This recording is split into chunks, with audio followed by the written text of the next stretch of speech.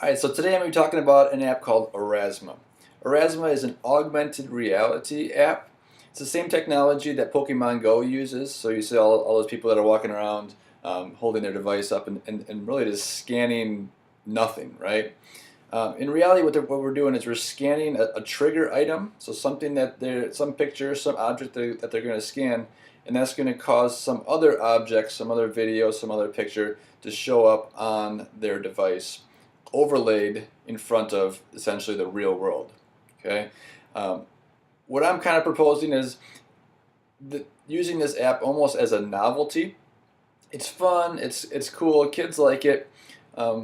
It's not replacing teaching by any means, but what I think it does do is it does make it fun and it makes it memorable. And as we're teaching, we want kids to remember stuff, right? So if you have something that's really important, you really want to drive home, this app might be something that's that perfect tool to get kids to remember something.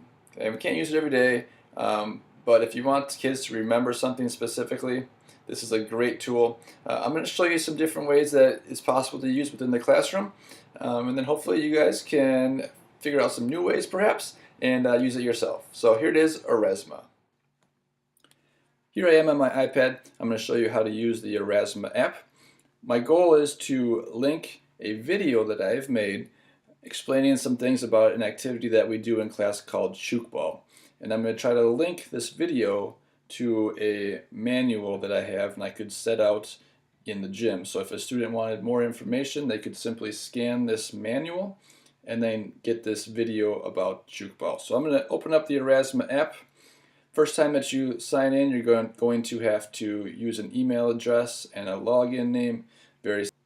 But since I've already done that, this is kind of my home screen where I have some of the auras that I've already created.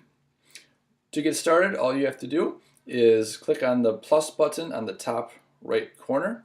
So I'm going to click on this plus button and then it's just going to ask me to take a photo. And you really can take a photo of anything, my computer. But one thing you do need to do is make sure that it's somewhat original. So if I just take a picture of my desk, you can see it's the little white dot is in the red section. So that means it's not a very good picture. But if I come over here to this Chukball manual, you can see, oh, it's in the green section. That's a good photo to use. So I take that photo. All right, and then I need to choose an overlay. So what's going to pop up when a student scans that manual?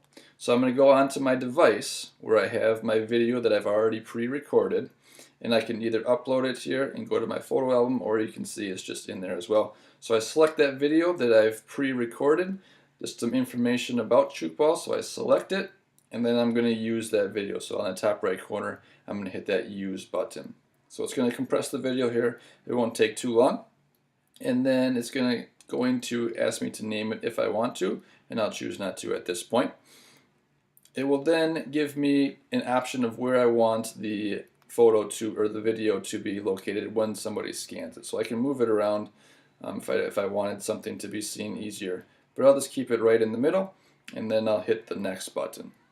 Okay? It will ask me to name it here. This is required, so I'm going to call this one Chukball. Okay, and then I hit submit. Alright, and then it says, oh, it looks great, now you can share it. So then you hit done. Alright, and then it's basically ready to use.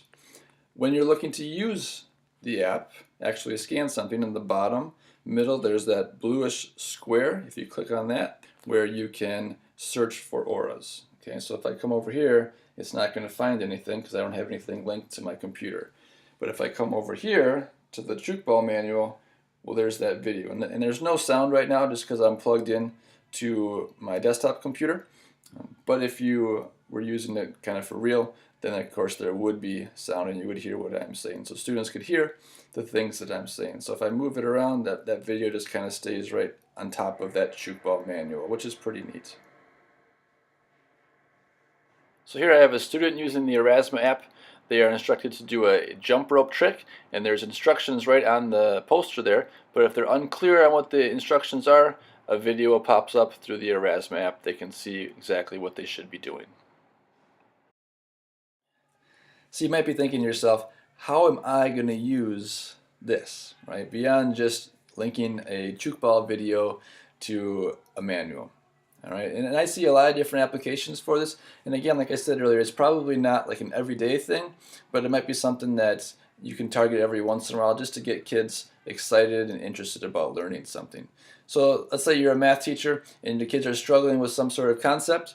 If you have them take a picture of maybe the book or a worksheet or some sort of math problem that they're really struggling with, that becomes the aura. You link that to a video of the teacher explaining things more thoroughly.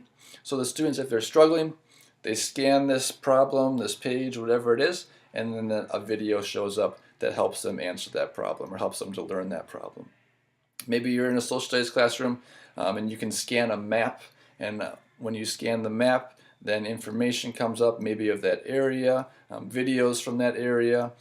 Possibilities there are pretty much endless. And then maybe like you're in a science classroom and you can take a picture of a beaker system, okay? And then when the kids scan those beakers, a video of a certain experiment comes up that maybe you can't do in class, but you can watch a video of it. All right, so a lot of different ways to use it for sure, and I'm sure you can think of a lot more than I can, but again, just a kind of a cool, fun way for students to learn some new information.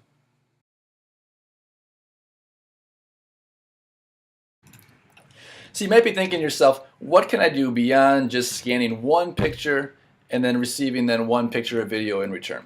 So I think there's a lot of different things we can do here at Brookwood beyond just kind of that feature. One thing that you could do is you could create a scavenger hunt where students scan one object, then what appears to them is the clue to their next object that they need to scan, where they need to go next. So they go then to that next place, scan that object, then the next clue appears to them as well. So they're constantly moving around, going from clue to clue, finding new information, whatever it is, as they go through their scavenger hunt. And then I also see possibility of promoting student work and kind of taking student work to the next level.